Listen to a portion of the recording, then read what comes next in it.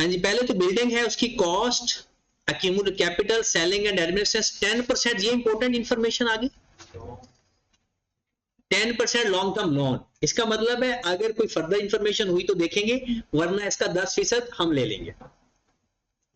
Sales return, cost, stock and trade, purchases, purchase return, trade receivable, provision for bad debts, prepayments, ये तो सारा same data है। यहां पर आ जाए, क्लोजिंग स्टॉक है जनाब 9 लाख का।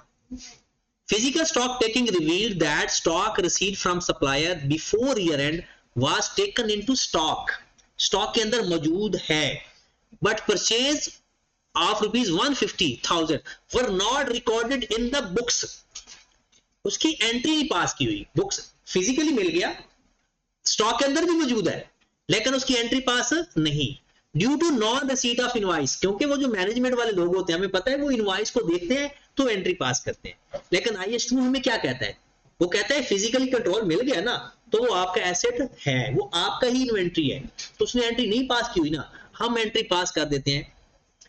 क्या लिखेंगे, परचेजेस डेबिट, अकाउंट पेबल, कितनी अमाउंट से, 150,000 से, हो गया। क्या क्या, स्टॉक में कुछ नहीं करेंगे, स्टॉक के अंदर ऑलरेडी एडेड है, क्या करेंगे, परचेजेस में जाकर प्लस, अकाउंट पेबल में जाकर प्लस, एक अगर कैश पे होता तो कैश में से माइनस कर देते, अगर क्रेडिट पे अगर तो कुछ भी ना बताया हो तो आप क्रेडिट पे कर सकते हो फाइनल अकाउंट के अंदर, कोई इधर बाद में बताने से, ठीक है। अगली बात, लोन वाज ऑब्टेन्ड 1 जुलाई 21, हमारा ईयर एंड क्या है, 31 मार्च 22, आपने लोन लिया 1 जुलाई 21, मतलब कि आज से 9 महीने पहले। Loan is payable in 6 annual equal principal repayments along with interest, और कब से शुरू करना है, इसका मतलब अभी तक ना तो आपने कोई इंटरेस्ट पे किया है, और पहली किस्त भी कब पे करनी है, 1 जुलाई 2022 को। पहली बात, इसका इंटरेस्ट फाइंड करते हैं, 7500 था, 10% मल्टीप्लाइड बाय 9/12, ये कितनी वैल्यू आएगी, कितनी है, सवाल तो किया होगा ना, वहां से देखकर बता दो।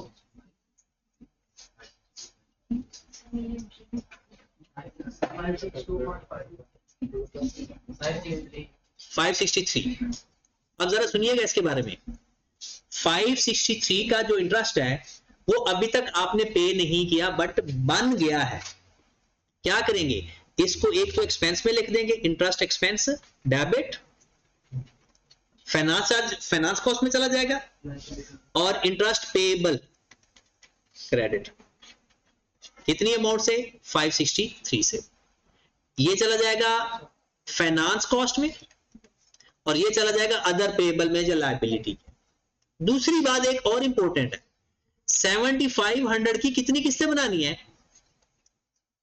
6 बराबर किस्तें, तो एक किस्त कितने की बन गई, 1250, इस 1250 को करंट लायबिलिटी में लिखेंगे और बाकी को नॉन करंट लायबिलिटी में लिखेंगे, क्योंकि जो अगले आने वाले 12 महीनों के अंदर अंदर कोई पेमेंट आ जाए उसको हम कहां लिखते हैं, करंट, किस नाम से, करंट मैच्योरिटी लोन, आप तो उधर टेबल में शायद ऐड कर देते होंगे, करंट मैच्योरिटी लोन। तो 6 किस्तें हैं, किस पे कब करनी है, 1 जुलाई को, और ईयर एंड कब है, मार्च, हम मार्च में खड़े हैं, 1250 पे करना है 1 जुलाई को, 12 महीनों के अंदर आ गया, उसको हम लिख देंगे करंट लायबिलिटी, और नॉन करंट लायबिलिटी में कितना लिखेंगे, 7500 माइनस 12 जी, नहीं 6 बराबर किस्तें हैं, 6 एनुअल इक्वल बराबर, आगे किससे पे करनी है ना, इस साल में हमने थोड़ा पे करना। Provision for doubtful debt, specific doubtful debts इतना और जनरल इतना, इन दोनों को प्लस करके कैरी डाउन बनता है। स्पेसिफिक का मतलब होता है कि जैसे सपोज दैट जंबो पाट जाती है, बंदा मुकर जाए, मैंने देनी नहीं, और बाकी लोग में से बंदे को प्रोविजन कि शायद कोई मुकर जाए, एक तो बंदा कंफर्म है कि मुकर जाना है, और कुछ लोग होते हैं कि शायद मुकर जाए, वो जो शायद होते हैं वो जनरल प्रोविजन होती है, और जो कंफर्म होते हैं वो स्पेसिफिक हो जाती है कि अच्छा इस बंदे का होता ऐसे है कि हमारे डेटर्स हैं, हम 5% प्रोविजन नॉर्मल रखते हैं, वो ये कि एक डेटर ऐसा है कि उसको फाइनेंशियल क्राइसिस या उसकी फैक्ट्री को आग लग गई या कोई ऐसा मसला हुआ, फिर हमें डाउट हुआ कि इसकी जो प्रोविजन है ना वो मोर देन 50% या 75% है। तो हम स्पेसिफिक भी और जनरल भी प्लस करके कैरी डाउन बनाते हैं। Utilities bill received but not paid till year end 100,000, क्या करेंगे इसका? एक्सपेंसेस में add current liability. Utility expenses are included in selling and expenses in about trial balance. वो कहता है कि ऊपर ये ना, ये यूटिलिटी जो बिल है सेलिंग एंड एडमिन एक्सपेंस के अंदर मौजूद है, तो सेलिंग एंड एडमिन एक्सपेंस के अंदर ही प्लस कर देंगे और करंट लायबिलिटी में लिख देंगे। इक्विपमेंट इंक्लूड इक्विपमेंट परचेज्ड 31 मार्च 2021 2 मिलियन। ये बड़ा इंटरेस्टिंग है। एक एसेट आपने कब खरीदा? 31 दिसंबर 21 को, और हमारा ईयर एंड क्या है? मतलब इसके ऊपर ना 3 महीनों की डेप्शन आनी है और बाकियों के ऊपर पूरे। तो करना क्या है कि जब डेप्रिसिएशन लेने लगोगे ना, उसको अलग कर देना, उस पर 3 महीनों की डेप्शन, बाकियों पर पूरे साल, जैसे फाइनेंस में किया करते हैं सिंपल। फिर वो काम वही करना है, डेप्रिसिएशन को एक्सपेंस में और एसेट में से minus. Selling and admin expenses include life insurance premium, honours personal insurance 150, इसका क्या करेंगे? यहां से माइनस करके ड्राइंग्स में लिख देंगे, और ये उन्होंने डेप्शन के एक रेट दिए हुए हैं। ठीक होगी बात। इक्विपमेंट को कैसे करना है? पहले उसमें से ये 2 लाख माइनस करना है, फिर उसको डेप्शन करना है और इसको अलग करना है। अच्छा, एक और इंटरेस्टिंग बात इसमें है, क्योंकि इसका मेथड कौन सा है, तो क्या अक्यूमुलेटेड डेप्शन माइनस करके चार्ज करना है ना। तो ये नया इक्विपमेंट है, उसमें कुछ नहीं माइनस करना, क्योंकि वो तो अभी लिया है, वो तो डेप्रिशिएट हुआ ही नहीं, तो उसको अलग करके बाकियों में से वही तरीका का जी।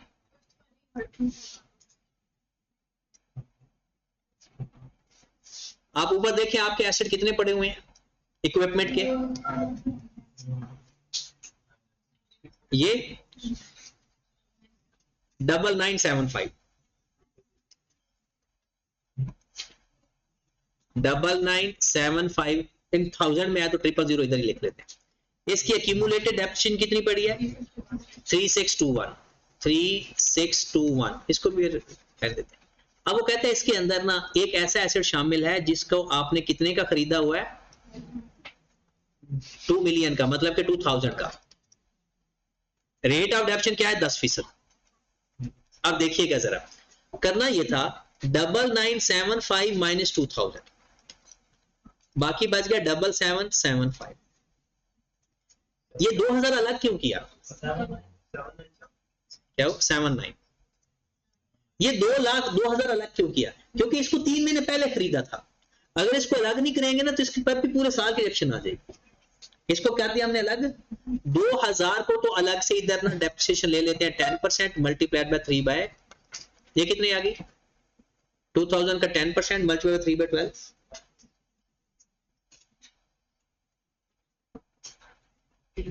कितनी? 50। और बाकी हमारे पास बच गया ये वाले एसेट 7975। रिड्यूसिंग बैलेंस मेथड के अंदर अक्यूमुलेटेड डेप्रिसिएशन माइनस करके डेप्शन लेते हैं।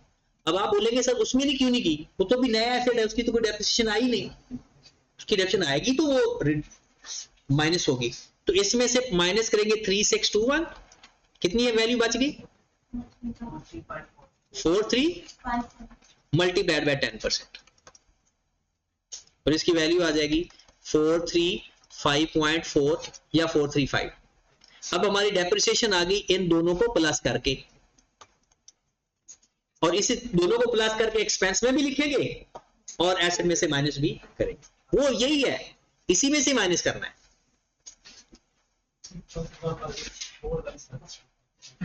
4 वाला तो सिंपल है, यूटिलिटी बिल में ऐड कर देना है, करंट लायबिलिटी में लिखना है, तो ऐड ही करना है क्योंकि एक्सपेंस है। यूटिलिटी एक्सपेंस वो ऐड है उसके अंदर, मतलब ये यूटिलिटी अलग से नहीं ऊपर लिखा हुआ कहीं, वो कहता है सेलिंग एंड एडमिन एक्सपेंस के अंदर ऐड किया हुआ है हमने, अलग से नहीं लिखा हुआ, तो हम फिर उसी में प्लस कर देंगे। क्वेश्चन नंबर 14 देखें। हाँ जी, property plant and equipment given है, cash and bank, inventory, capital, admin expense, bank loan. हाँ, इंपोर्टेंट इंफॉर्मेशन फिर से आ गई।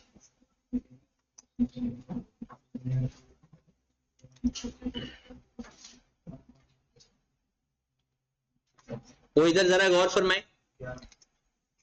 आपका ईयर एंड क्या है पता है? ईयर एंड ढूंढो जरा इस सवाल के अंदर। 30 जून। अक्यूमुलेटेड डेप्रिसिएशन भी आपको उसी डेट की बताई हुई है। अब इसके बारे में सुन लें, मोस्टली डेप्रिसिएशन फाइंड नहीं की होती। अगर उसने खुद बता दिया ना कि अक्यूमुलेटेड डेप्रिसिएशन इस डेट की है, तो वो उस साल की डेप्रिसिएशन फाइंड कर चुका है। अगर डेट ना बताता ना, या स्टार्ट वाली डेट लिख देता, तो मतलब हमने डेप्रिसिएशन अभी तक नहीं फाइंड की। अब उसने खुद बता दिया डेप्रिसिएशन की डेट, इसका मतलब है इस साल की वो डेप्रिसिएशन ले चुका है, और ये देखो उसने ये बताई भी हुई है। अब ये जो डेप्रिसिएशन एक्सपेंस है, क्या इसके दो इफेक्ट होंगे? नहीं, क्योंकि अब ट्रायल बैलेंस के अंदर आ गए। अब हमारा एक्सपेंस है, अक्यूमुलेटेड डेप्रिसिएशन के अंदर ऐड भी है, वो एसेट में से माइनस हो जाएगी। तो जब डेप्रिसिएशन ट्रायल बैलेंस के अंदर आ जाए तो सिर्फ एक्सपेंस रह जाती है।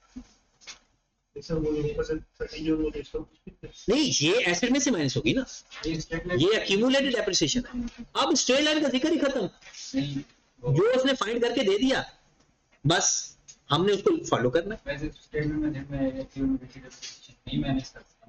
नहीं माइनस करते, नहीं, वो डेप्रिसिएशन लेते वक्त नहीं माइनस करते, एसओएफपी में लिखते वक्त करते हैं लाजमी।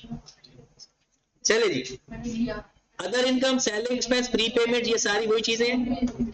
और जरा दोबारा वापस आए, कॉस्ट ऑफ सेल भी उसने, इसका मतलब है जो स्टॉक अगर गिवन होगा तो वो क्लोजिंग होगा, वो ओपनिंग नहीं होगा। चले जी, पहली इंपॉर्टेंट इंफॉर्मेशन, छोटा सा सवाल है वैसे भी। Equipment was purchased on 1 January 22 for ₹5 million on credit, उधार पे खरीदा है। किस डेट को? 1 जनवरी 22 को, और हमारा ईयर एंड है, बट नॉट अकाउंटेड फॉर, लिखा नहीं। Depreciation is to be charged 5% on reducing balance. तो मुझे बताओ क्या इसकी डेप्रिसिएशन ऊपर चार्ज हो चुकी है? ये तो लिखा ही नहीं अभी तक, ये तो अभी हमें पता ही अब चला है। तो पहले तो क्या करेंगे, वो कहता है equipment purchased on this on credit, तो पहले तो इक्विपमेंट को डेबिट करें और अदर पेएबल को क्रेडिट करें 5000 से। क्या हो रहा है, ये इक्विपमेंट में 5000 से जाकर ऐड हो जाएगा और अदर पेएबल में 5000 में प्लस हो जाएगा। ठीक है, क्योंकि आपने एक मशीन नहीं लिखी थी, खरीदी थी, लिख दो। उधार पे खरीदी थी तो फिर लायबिलिटी में भी लिख लो। अदर पेएबल में लिखेंगे, ट्रेड पेएबल में नहीं लिखेंगे। अगली बात, इसकी 6 महीने की डेप्रिसिएशन भी अभी लेनी है। अब अक्सर बच्चों ने क्या किया जी, रिड्यूसिंग बैलेंस मेथड है, ऊपर वाली एक्यूमुलेशन माइनस करके करेंगे। नहीं, ये तो नया एसेट है, नए एसेट के ऊपर डायरेक्ट अप्लाई करो। 5000 multiplied by 5% multiplied by 6 by कितना आ गया 25। ऊपर जाकर डेप्शन में ऐड कर दो और एक्यूमुलेट डेप्शन में भी जाकर ऐड कर दो, या डेप्शन में ऐड कर दो, एसेट में से माइनस कर दो, जो आपका दिल करता है। Pre payment rent include 450 for 15 month starting from 1 दिसंबर 21। ये तो अब आपका क्लियर होना चाहिए। इंक्लूड प्री पेमेंट्स के अंदर 450 का रेंट शामिल है, और वो कितने महीनों का है? 15 महीनों का। कब से स्टार्ट हो रहा है? 1 दिसंबर 21 को। इसका मतलब है हमारा टाइम कौन सा है? 1 दिसंबर 21, 7 महीने, 7 महीने हमारे और बाकी का प्रीपेड। तो प्रीपेड में तो पहले ही शामिल है, तो जो हमारा एक्सपेंस है ना वो वहां से निकाल लेते हैं। 450 15 महीनों का, और हमें कितने महीनों का चाहिए? करो जरा 7 से मल्टीप्लाई। 210 प्रीपेड से माइनस और एडमिन एक्सपेंस में ऐड। प्रीपेड में से निकाल देंगे और एडमिन एक्सपेंस में जाकर ऐड कर देंगे। Doubtful debts 4। Other income include unearned minus करके करंट लायबिलिटी। प्रोविजन है जी 4%। Loan of ₹10 million was repaid at the end of the year but included an interest on the bank loan। किया था loan में repay, और हमने क्या लिख दिया, इंटरेस्ट पे कर दिया। तो अब क्या करेंगे, इंटरेस्ट में से निकाल के लोन में से माइनस कर देंगे। Armagan and company policy is to charge 60% depreciation to admin expense and remaining to, जो डेप्रिसिएशन की अमाउंट आई है ना उसको अपोर्शन करना है, उसका 60% लेकर एडमिन और सेलिंग एक्सपेंस में ऐड कर देना है और 40% रिमेनिंग मतलब 40%। ठीक होगी बात, चलें जी। तो ये तो आपने पहले कर लिए हैं और वो लोग हंसे हुए कि हमने तो किए नहीं और सर ने कह दिया कर लिए हैं। तो अगले सवाल हमारे 15 + 16 और कल मैंने ये चेक भी करने हैं।